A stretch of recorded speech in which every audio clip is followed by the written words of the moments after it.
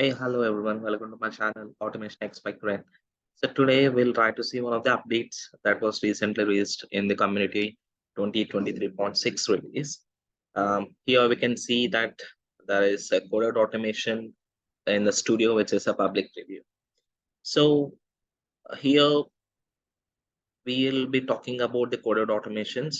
So for developers who prefer code, so it's a best fit, and it's mandatory that you should mandatorily update your studio from the previous version to the latest 2023.6 community version. Okay, so coded automations will allow developers to create reusable coded workflows, test cases, and utilize the low code activities. Okay, so why we should be using low code or as like no code from the coded automations? Because like, so UiPath has conducted a survey where 40% of the developers who utilize UiPath rated themselves having a programmatical skills.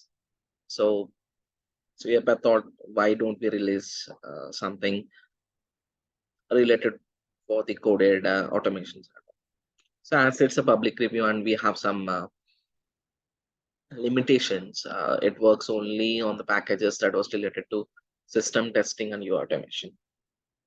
Okay, so if you're experienced automation developer, if you're familiar with Selenium or scripting frameworks and all, you can just utilize this coded automation. So how to get started? As we said already that it should be installed with 2023.6. So let's jump into UiPath to just explore on this new feature. So here I'll be just creating a new process. I'll mark it as like coded underscore automation. So make sure that you're trying to select C# and the present language it's supported for the coded automation C#. So going forward, your path might also help us in writing the codes in terms of Python, Java, or whatever the things it is. And basically, since your path was built on .NET framework, so C# is the best fit for it. So to start with coded automation, you just need to click here, select the workflow, which is coded workflow, right? Which is a preview. So I'll just select this, right? Underscore automation. So I'll just creating a workflow here. So once you just create, this is the design experience you'll be just having. It says, you can see the notice, the coded automation feature is available as a public preview. So no warranty or technical support for this preview feature. So missing features or encountering bugs, you can just provide the feedback in by just logging into Insider portal. So this is what you can just try to do. Okay. So before working with this coded automation, the design experience should be mandatorily be modern experience, because like we'll be trying to utilize the object repository and we'll be trying to call the screens or the elements directly from the object repository itself. Okay, so and one of the application I'll be working today, I'll be just trying to I'll be working on this particular application where I'll be just trying to capture this particular screen while trying to enter some value like in the cache in it's like 100, on US checkers like 10, not on US checkers 20. I just try to click on accept, which is again uh, a push button. This is a text box, and here I'll try to just select on the split deposit, which is again a checkbox, right? So these were the things I'll be trying to work on this particular application. So before doing that, I'll try to just capture the screens using the object repository. So here I'll be just clicking on the new. Uh, so it's a new application. I'll mark it as like uh, any teller application.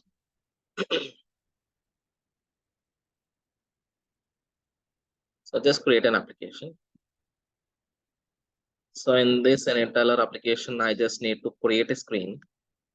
So I'll just make sure that your screen names were marked, and you just remember those names because that is where we try to utilize in your coded automations. So I'll try to indicate the screen. So I'll say that this is a screen I'll be trying to work with.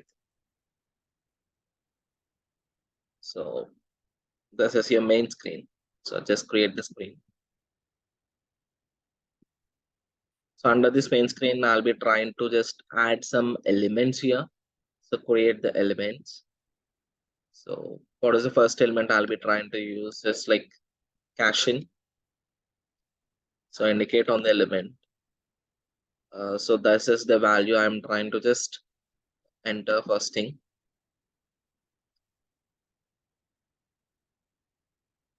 So and just click on confirm. So cache in element descriptor was captured. So similarly, just add some new elements here. So create element. So on US check. So indicate the element.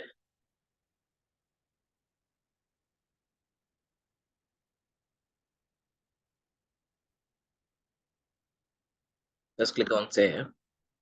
And the third element I'm trying to utilize is uh, not on US check.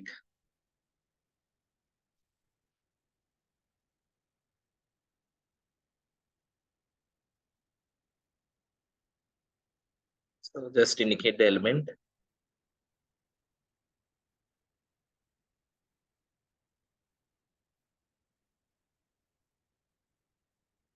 And finally, I'll be utilizing a create element for accept, which is I'm trying to click.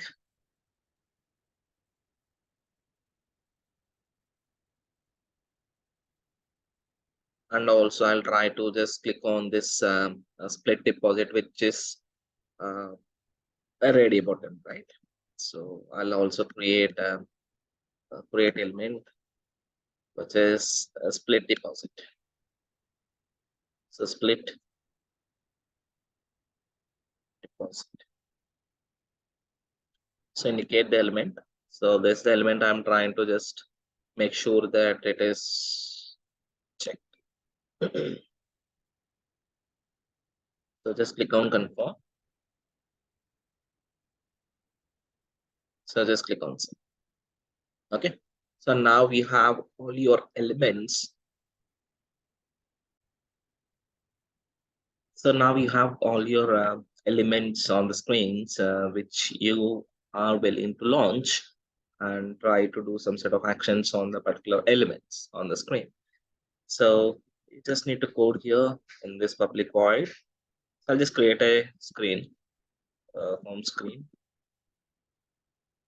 is equal to where I just need to utilize UI automation dot open to launch the application. So you're trying to launch the application called main. That's the main screen you're trying to launch. So that's the reason why you should be just make sure that you're utilizing it. So after just launching this particular screen, which is the home screen, you just need to do some set of operations on the home screen. So I'll say that home screen dot, if you just go with the type into, so where you want to type into. So I want to type in a cache in.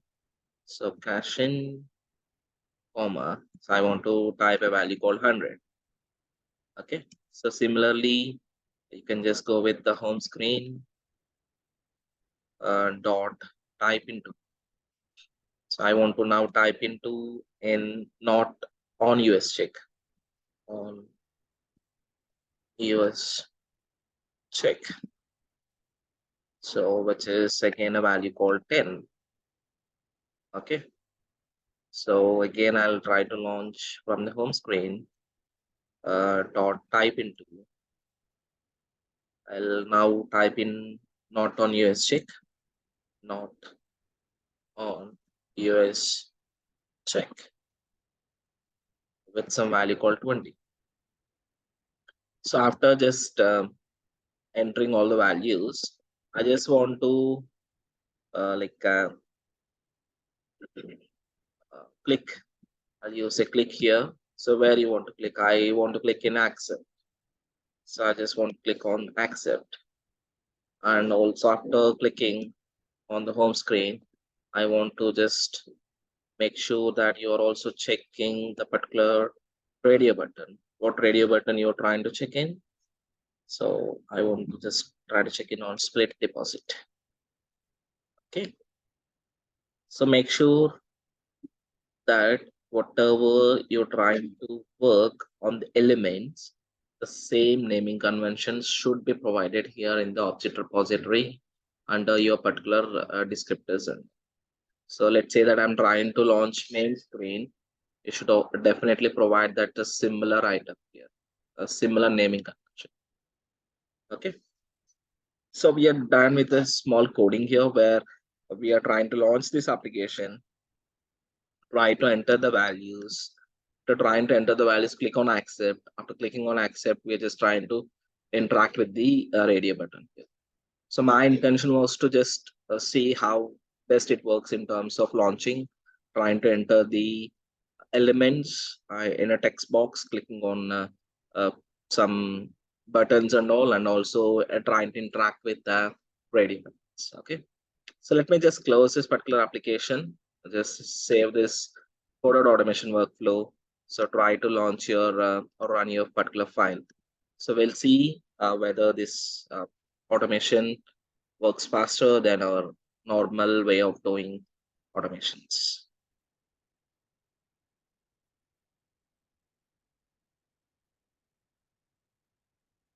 So started. So it has launched your application. It is trying to enter the values. It has clicked on accept, and also it has clicked on the radio button here on the split deposit. It's essentially there on the deposit, right? So, yep, this is what a quick demo on the public review on the coded automations. We'll see in the next videos how best we can leverage this coded automation by placing the debugging, by just trying to invoke the workflows from one XAML to another XAML. And if you can see the extension of the coded automation workflow is like .cs file when compared to the normal workflows you created for sequence or state machines or flowcharts is like .xml. We can invoke .xml inside your CS and CS inside your .xml, which we'll be seeing in the next video. Thanks for watching my video. Have a great day.